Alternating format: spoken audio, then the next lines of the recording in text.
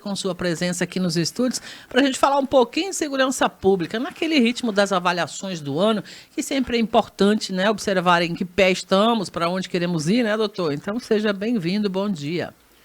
Bom dia, né? Eu quero agradecer primeiro o convite aqui, né, feito, uma oportunidade, né, que é dada para a gente de acabar prestando conta para o cidadão, que na verdade é a função primária do servidor público, e dizer que nós estamos abertos, né? O ouvinte, se quiser fazer alguma pergunta, alguma crítica, tirar alguma dúvida, e a gente vem aqui, né, para fazer um balanço do ano de 2024 e apresentar os números, né, da segurança pública, né, e para analisar aí qual foi o efeito, né, do trabalho da Polícia Civil, da Polícia Militar na segurança efetiva do cidadão. Perfeito. Se a gente olhar hoje para o janeiro de 2024, o senhor imaginava que chegaria agora no final do ano nesse clima, digamos, quase que de tranquilidade, sorriso em relação ao que era naquele momento? Olha, sinceramente não, né, a gente...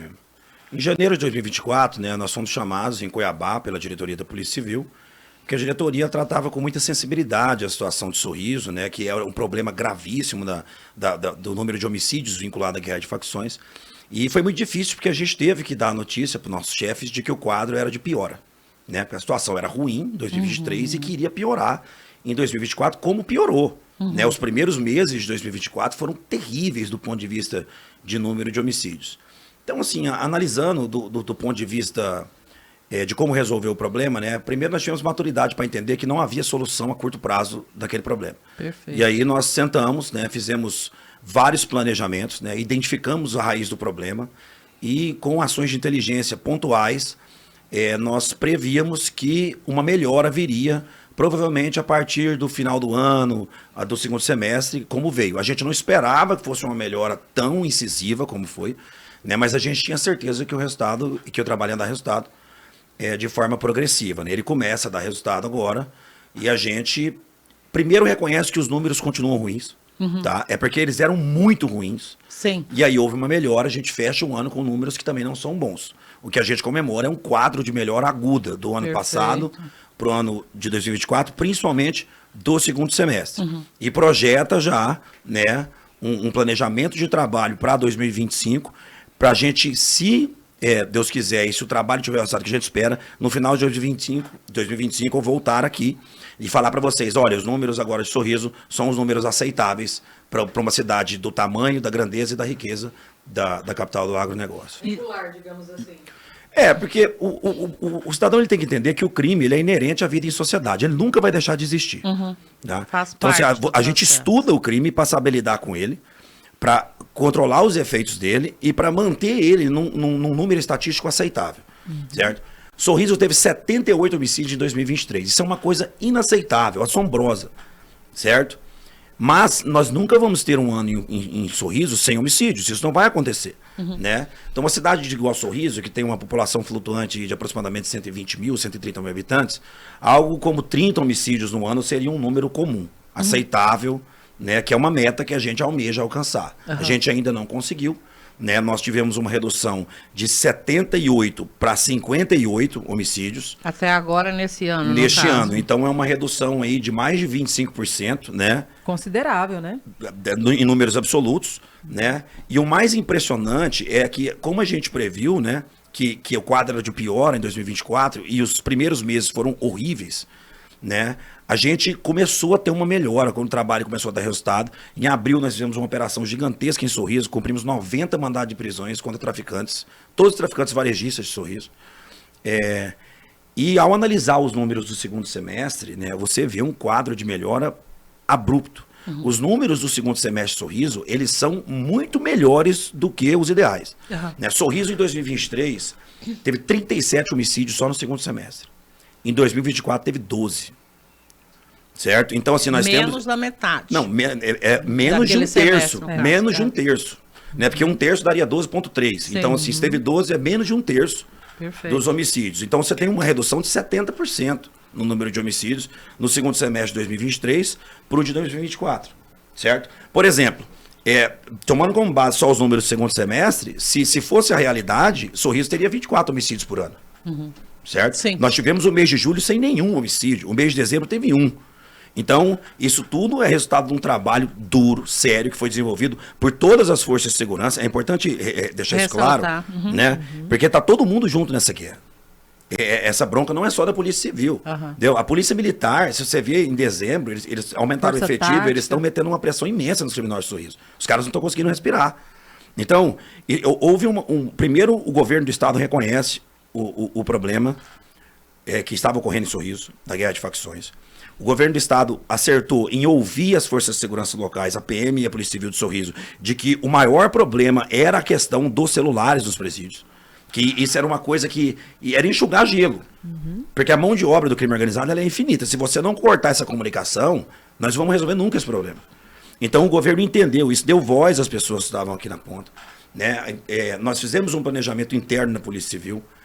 Posteriormente, um planejamento conjunto com a Polícia Militar. Conversei com o Jorge Almeida, fizemos um plano de ação.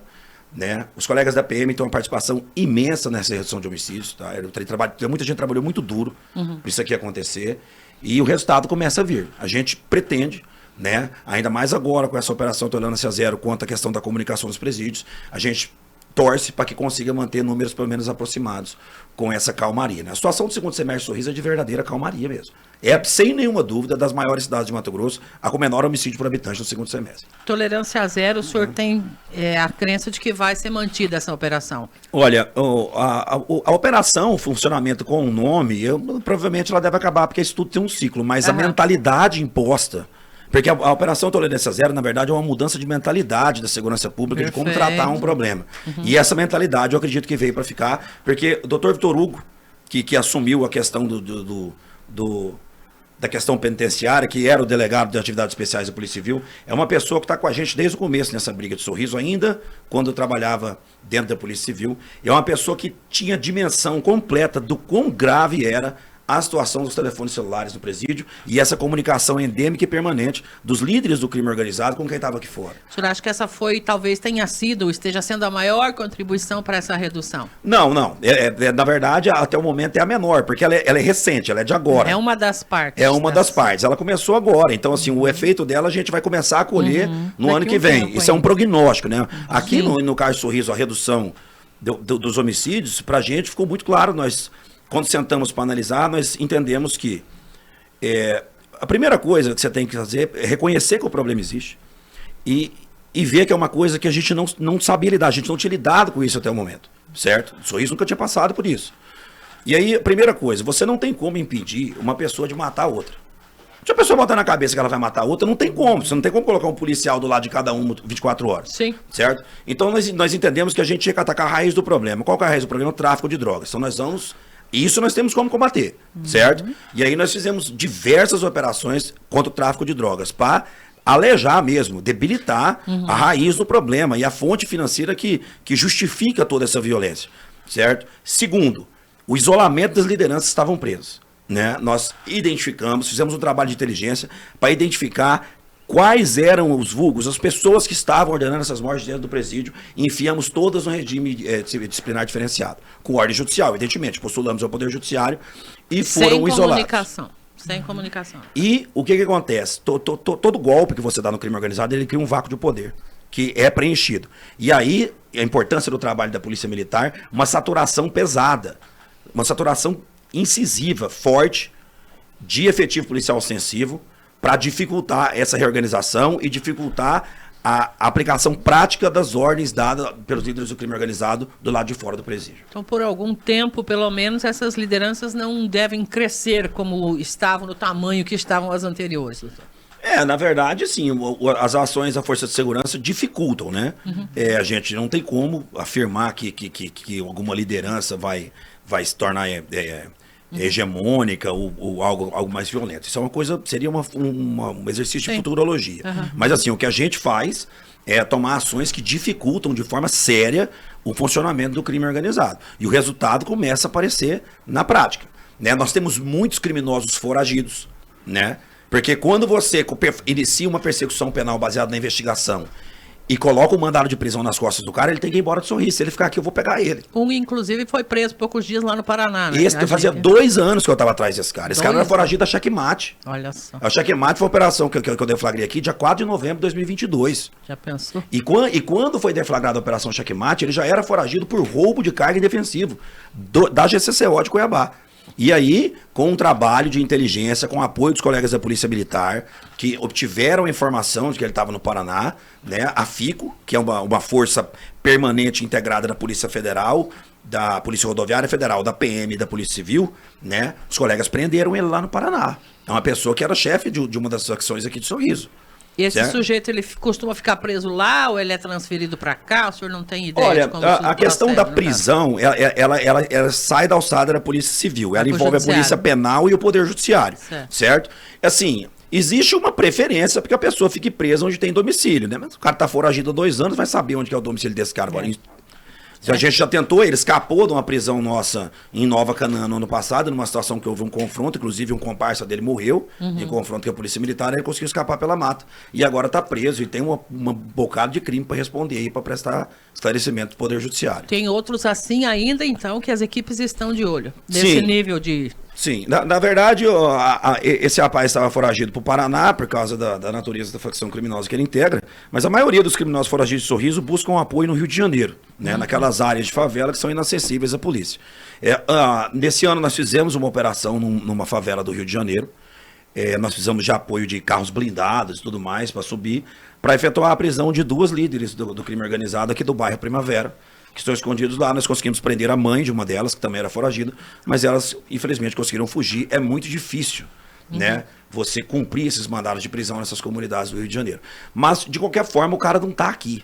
Entendeu? Se ele não está aqui, já é menos problema, é um problema menos para me preocupar. Sim. Entendeu? Porque se ele ficar aqui, nós vamos pegar ele.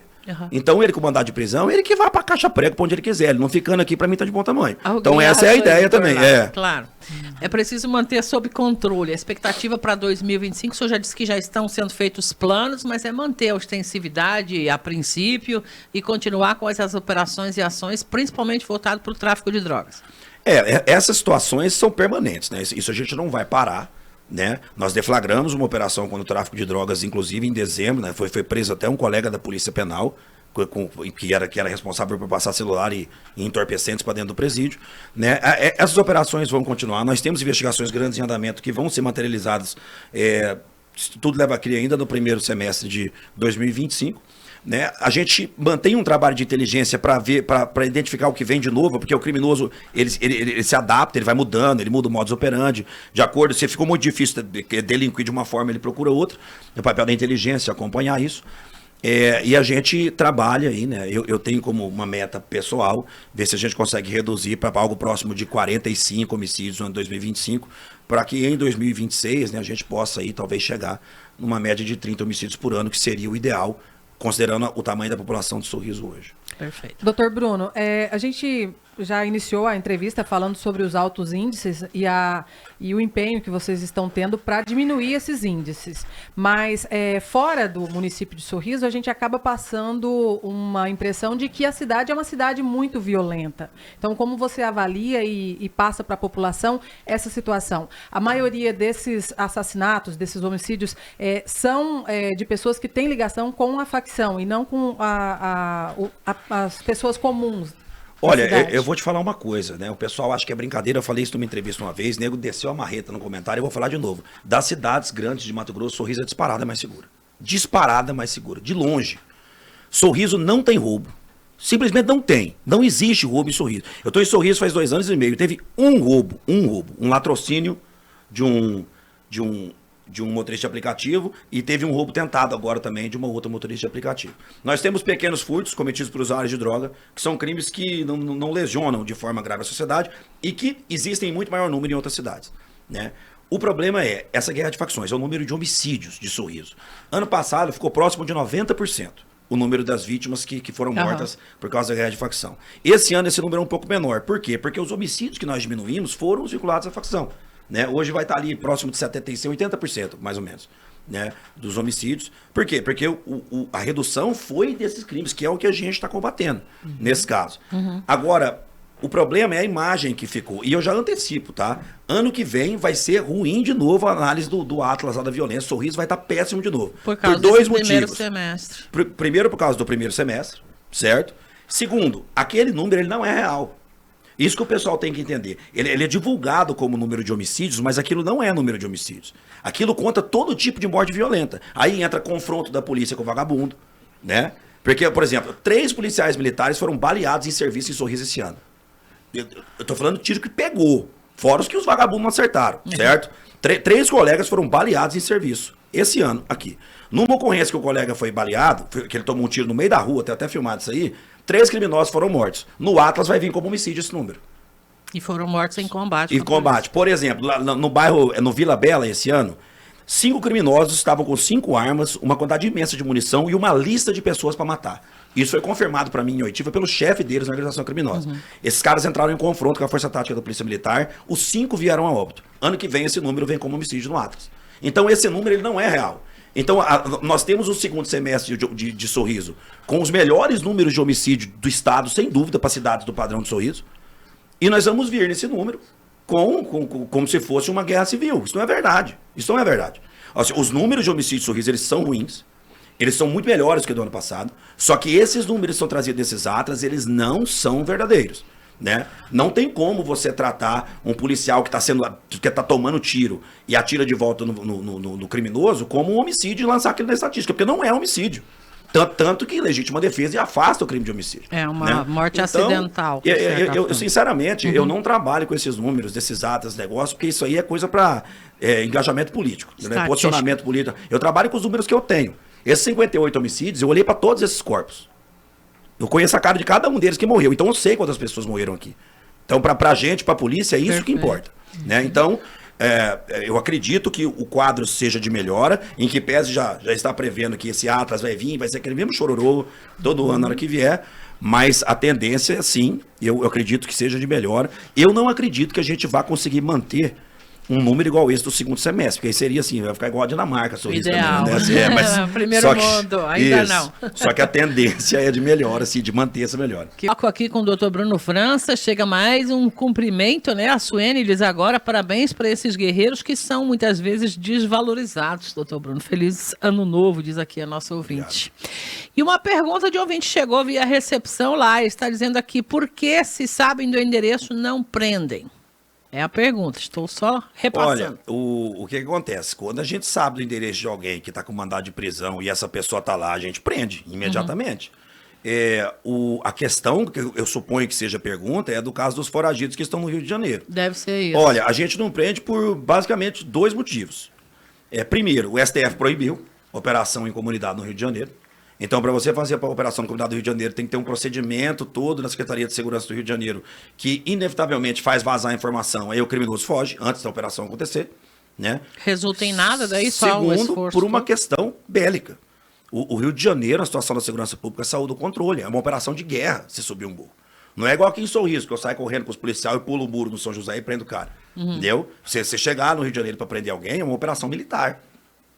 Então, geralmente, quando tem operações, são operações para prender várias pessoas de vários lugares diferentes, né? Porque a estrutura envolvida é muito grande. Sim. Então, assim, a gente não tem estrutura para sozinho fazer isso e nós somos proibidos pelo STF de fazer isso, tá? Deixar claro para o cidadão. Sim, é importante colocar. Que o STF proibiu operações nas comunidades do Rio de Janeiro.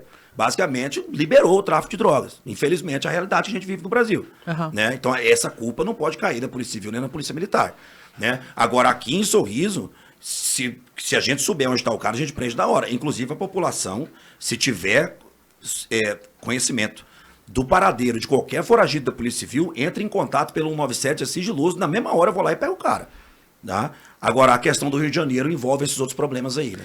Tem havido essa colaboração da nossa comunidade aqui com o trabalho das polícias? Doutor? Muito, muito. A população do Sorriso, ela confia muito na polícia, tanto na Polícia Civil quanto na Polícia Militar. Né? De todas as polícias. Eu falo dessas duas, que são as duas que trabalham diretamente na cidade, rua. Né? Mas eles colaboram, sim, muitas informações. Eu quero agradecer, inclusive, a imprensa. Né? A imprensa é um veículo... Porque, assim, às vezes a pessoa tem medo de passar informação para a polícia, tem gente que não acredita que é sigiloso, aí ele passa para a imprensa e a imprensa nos passa. Então a imprensa também exerce um papel muito importante nessa situação. Isso. Muito bem, é importante que se prossiga com este trabalho. Tráfico de drogas, a gente sabe que, me parece, não vai terminar tão cedo, né? O senhor acabou de referir a essa situação. Então a gente sempre vai ter que continuar lidando com isso. Sim, sim. O que ocorre, né? O tráfico de drogas, ele é uma atividade criminosa mercantil. Né? Então, se tem gente vendendo droga, é porque tem gente usando. Né? Isso é uma questão de mercado. Né? Ninguém vende uma coisa que não está sendo utilizada. Sim. Então, assim, É necessário analisar o problema do tráfico desse ponto de vista, né? Porque a pessoa fica sempre assim, mas esse tanto de traficante. Gente, isso aqui é uma via de duas mãos. Alguém tá usando esse trem, né? Então tem que fazer uma reflexão aí, a turma, então a gente ficar cornetando. Mas nenhum crime vai acabar, o tráfico de drogas não vai acabar, tá? Porque o mercado que ele envolve nunca vai acabar. Assim como no homicídio, existe uma pressão estatal para manter as coisas, na medida do possível, sob controle, de forma que isso não afete a vida do cidadão de bem. Porque quase todos os crimes que causam instabilidade social, eles são vinculados, eles orbitam o tráfico de drogas. O noiado furta porque quer usar droga, o cara rouba porque quer usar droga, o vagabundo mata o outro porque quer o ponto de droga para ele. Então, o tráfico de drogas, ele é uma estrela do crime e quais outros crimes ficam orbitando ele. Então, a gente tem que manter ele menor possível para gerar esse efeito reflexo nos crimes que aí sim afetam a sociedade. É o roubo, que é o furto, né? Além do que, né? O tráfico de drogas, para mim, é um problema de segurança pública, tá? Eu não acredito que seja um problema primário de saúde pública, mas ele também é um problema de saúde pública. Sem dúvida. Né? Então, todo mundo sabe aqui que um jovem viciado em droga, ele acaba com a vida dele e da família dele inteira. Sim. Né? Quem acompanhou isso perto... Desestrutura a família. Acaba com Então tem esse efeito, né? A polícia tem esse como. compromisso também com a população de manter essa situação sob controle. Muito bem. Principalmente porque hoje em dia começa-se muito cedo, né? O vício, por exemplo, né? As crianças já começam a usar. O mundo está muito precoce, né? Acho que em tudo, né? Eu acho que a tecnologia trouxe esse efeito, né? Existe tudo ocorre antes, né, do que ocorria antigamente. Então, hoje em dia, com 11, 12 anos, esses jovens, infelizmente, já têm vida sexual ativa, já vão em festas, já consomem bebida, e aí é o primeiro contato, tanto com o crime organizado, quanto com o tráfico e o uso de drogas. Então, e isso tem um problema, que a pessoa, quanto mais nova ela é, menos discernimento ela tem, né? Mais mocorongo ele é para tomar uma decisão importante. Né? Então, e acaba sendo mais fácil ainda a entrada das pessoas nesse mundo. Esse é um problema grave que a gente vai ter que aprender a combater e lidar. E a saída nunca é fácil, né? Chega um recado aqui de Lucas do Rio Verde. Agora o Carlos diz o seguinte: primeiro, feliz ano novo a todos. Por favor, parabenize esse delegado que está aí em luta pela sociedade já sofrida e cansada, né? Pela bandidagem. Graças a homens assim, temos a certeza de que o Brasil ainda tem jeito. Parabéns a todos da corporação. Está registrado. Doutor, o senhor se sente tranquilo na delegacia de Sorriso em relação a efetivo, equipamento? O Vigia Mais tem auxiliado o trabalho de vocês também? Olha, qualquer policial civil que reclamar de estrutura em Mato Grosso está mentindo. Tá? Estrutura não é um problema nem da Polícia Civil, nem da Polícia Militar. Nós temos de tudo. Tudo, drone, arma, viatura, tudo. É porque a bandidagem se moderniza, digamos assim. Mas nós temos o problema da Polícia Civil e da Polícia Militar é efetivo policial, né? O governo está trabalhando nisso. Teve uma nomeação agora de policial civil, vão para academia para reforçar as colunas, né? A situação de Sorriso de efetivo é ruim, ela era pior, ela era bem pior. Melhorou já. Houve uma melhora. Nós recebemos uma ajuda imensa da prefeitura, né?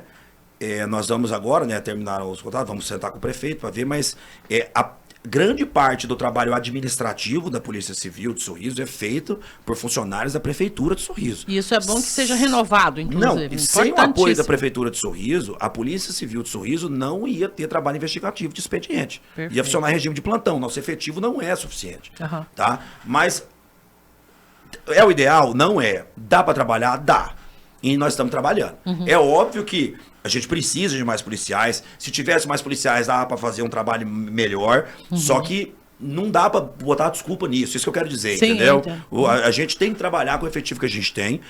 Estrutura, nós temos absolutamente de tudo.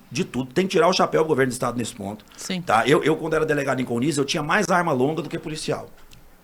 Na delegacia, você vê o tanto de armamento que é importante. Tudo, a polícia tem tudo isso aí. Isso aí nós temos. Drone, tudo que você imaginar de tecnologia nós temos. O efetivo não é ideal, mas também não está impossível impedindo ninguém de trabalhar. Perfeito. Então é importante que se mantenha apenas essa questão do apoio do município, não é? Como teremos uma nova gestão agora a partir de janeiro, já fica registrada aqui a importância, né, dessa renovação. Sim, né, e é de interesse de todo mundo o efetivo trabalho da Polícia Civil. Isso, né? Né? Todo cidadão de bem, como são os que vão assumir a administração agora, eles têm interesse na manutenção de um trabalho que visivelmente vem dando resultado. Perfeito. Certo? E E assim, e não tem como exigir isso, porque não é função deles. Eles fazem de bom grado. Sim. Porque a Polícia Civil é um órgão do governo do Estado. Perfeito. Certo? Então a prefeitura ajuda a polícia porque ela quer cuidar da cidade, tem interesse que a cidade melhore, mas eles não têm essa obrigação. E é por isso que a gente agradece de coração todo esse apoio que foi dado. O Ari sempre está saindo agora, sempre deu tudo que a Polícia Civil precisou, ele nos ajudou. Tem que tirar o Perfeito. chapéu, um cara que ajudou muito a Polícia Civil. Fica registrado. Delegado, nosso tempo está indo para o final, então eu vou deixar esses minutos aí para o senhor dizer o que mais é importante e registrar também em nome da imprensa nossa gratidão pela porta sempre acessível que é mantida para nós lá, porque nós dependemos também da autoridade para ter a informação para a população e deixar a Sorriso FM sempre às ordens também da Polícia Civil. Não, eu quero agradecer também a relação, né, de respeito que a imprensa tem com a polícia e a oportunidade, né, a chance que vocês dão da gente entrar em contato com o nosso chefe, né, que no fim das contas o chefe nosso é o cidadão, né? Entra governo, sai governo, o cidadão tá lá, é sempre o mesmo, é ele que paga o nosso salário. Queria desejar um feliz ano novo a todos. Dizer que a Polícia Civil está de portas abertas, né? A gente sabe que ninguém gosta de ir nem no hospital, nem em delegacia. A pessoa só vai quando está precisando. Verdade. Mas caso você precise, nós estamos à disposição. Quero pedir ajuda da população, né? Se tiver alguma informação para passar para a Polícia Civil. E agradecer a população por ter tido paciência, por ter suportado os efeitos dessa onda de homicídios, né? Porque isso acaba caindo em todo mundo, essa mancha, né? E dizer que nós estamos trabalhando e que a gente espera voltar aqui no final do ano que vem e falar para vocês, a situação está normalizada, nós conseguimos resolver o problema. O grande desejo da Polícia Civil para 2025 é esse. Muito obrigado aí, feliz ano novo e bom dia a todos.